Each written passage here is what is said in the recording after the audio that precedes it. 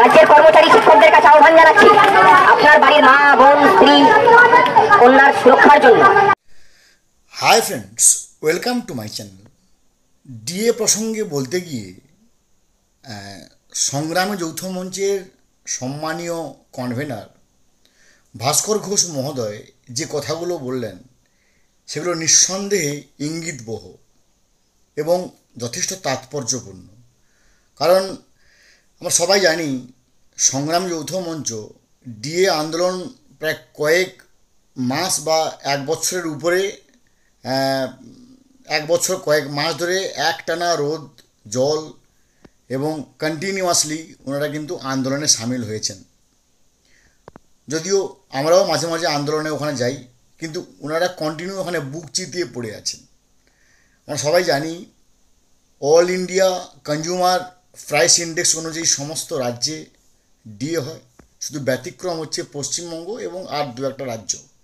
সবচেয়ে worst condition হচ্ছে ডিএর ব্যাপারে পশ্চিমবঙ্গের, এবং সেই মঞ্চ থেকে ভাস্কর ঘোষ মহোদয়ের কার্যকলাপ নিঃসন্দেহে আমরা দেখেছি। এবার তিনি এই জ্বলন্ত বিষয়ে কিছু কথা বললেন যেগুলো নিঃসন্দেহে সিগনিফিক্যান্ট বা তাৎপর্যপূর্ণ বলা চলে। আসুন আমরা একটু শুনে নিই উনি কি বলেছেন। রাজ্যের কর্মচারী শিক্ষকদের কাছে আহ্বান জানাচ্ছি আপনার বাড়ির মা বোন স্ত্রী কন্যার সুরক্ষার জন্য এই রাজ্যের ধর্ষকদের উপযুক্ত শাস্তির দাবিতে যে নিকষ কালো অন্ধকার আমাদের বুকের উপর জমে বসেছে, রাজ্যের মানুষের কাছে আহ্বান সেই অন্ধকারটাকে সরানোর চেষ্টা করুন।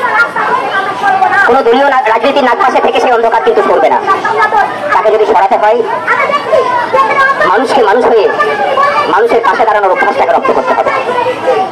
আজকে আমরা মানুষ হয়ে মানুষের পাশে দাঁড়ানোর অভ্যাসটা এবং মনুষ্যত্ব দেখাতেই আজকে কার্যকর মেডিকেল কলেজে এসেছিলাম। ভিতরে আমরা তিনজন গিয়েছিলাম। আমরা বলে এসেছি যে আপনারা যে লড়াই লড়ছেন তাকে কুর্নিশ জানাচ্ছে। আমরা শুনলাম এবং আরও শুনব উনি যুব সমাজ বা এই সমাজের প্রতি একটা আহ্বান করেছেন। ওনার আহ্বান বা ওনার যে এই প্রোপাগান্ডা অ্যানাউন্সমেন্ট নিঃসন্দেহে আমাদের কলেবরকে বা আমাদের ইন্সপিরেশন আমাদের জাগিয়ে তোলে বা আমাদেরকে ইনস্টিগেট করে। আসুন ওনার সেই আহ্বানটা কি আমরা শুনে নিই। আপনারা দয়া করে আমাদের রাজ্যের মধ্যে সীমাবদ্ধ নয়, পথে নামুন, চলুন, রাত জাগি।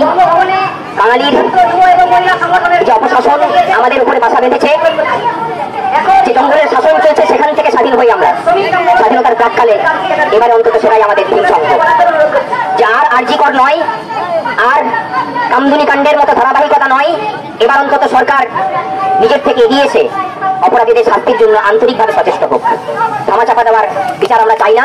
ধামাচাপা দেওয়ার সংস্কৃতি যে আমদানি পশ্চিমবঙ্গে হয়েছে সেখান থেকে মুক্ত হই আমরা শুনলাম। অর্থাৎ যতই হোক না কেন এই বর্তমান সময়ে ভাস্কর ঘোষবাবুর কথাগুলো আমরা অবশ্যই তাৎপর্যপূর্ণভাবে মান্য করব, সে বিষয়ে কোনো সন্দেহ নেই। ভালো থাকুন, have a good day, thanks.